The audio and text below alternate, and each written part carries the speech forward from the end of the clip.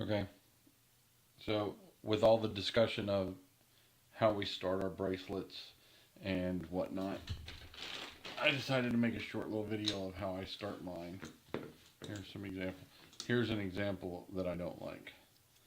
This right here is where I double wrapped it, but I didn't take time and sort it all out, so it looks horrible. I don't know if you can see it all that well. This one I did a little bit better. And then my little double mini cow's hitch there. So I'm just going to show you how to do those. First one I'm going to show you is how I do my regular cow's hitch. Because I start at this buckle, I always go to the back part. Bring my cords through. I mean, you can do it whatever way you want. I normally don't put the cow's hitch on the top, but with this method it looks better. So take your one cord. Once you do your cow's hitch, don't tighten it up, but come back through the back in the middle and then back down through the overhead loop. Right? Now do it again with your other side. Bring it back up and through. I can. Sometimes you got to push everything out of the way a little bit.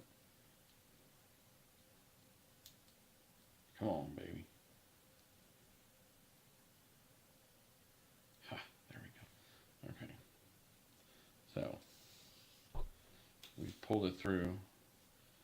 We just come back down like we're going through it again. You got to kind of work this one to get it tight and to get all of the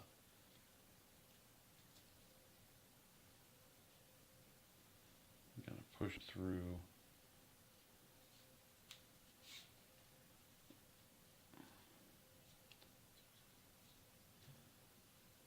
Takes a little bit of doing, but I think it looks better this way.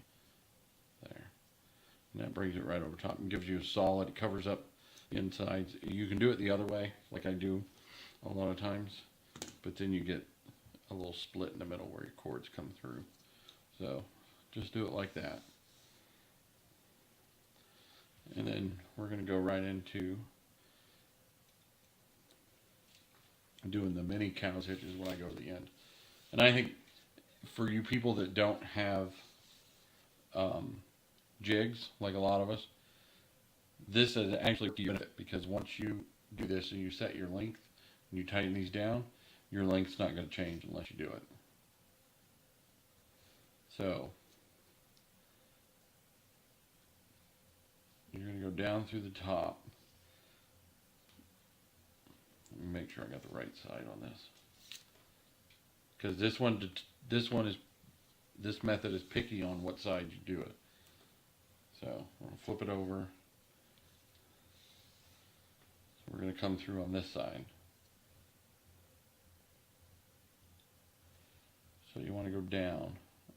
Now, this is the right-hand cord. So you want to come up on the left-hand side, go over it, and back down through the buckle, right?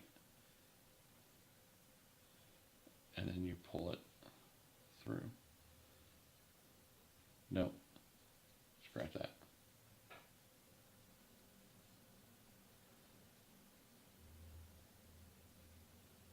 Yeah, there we go. All right, let me start that one up. So if you come down through the top, you come over through the up through the bottom instead of down through the top. So you want to come up, and then you go back down underneath that, and you pull all your slack out, and then you tighten that one up. And see, that's not going anywhere. So then you bring your other one over, and then again, because you want the end you tie on the outside go through pull it through. You always want to come on the inside of your cord. Go over, and then down, up from the back of the buckle. And then it gives you half of your cow's hitch. And then you go back down underneath it, and then you just tighten it up. And there you go. And like I said, this works really well if you don't have a jig, because look, once you set your length, it's not changing. As long as you got this tight and these tight, it's not going anywhere.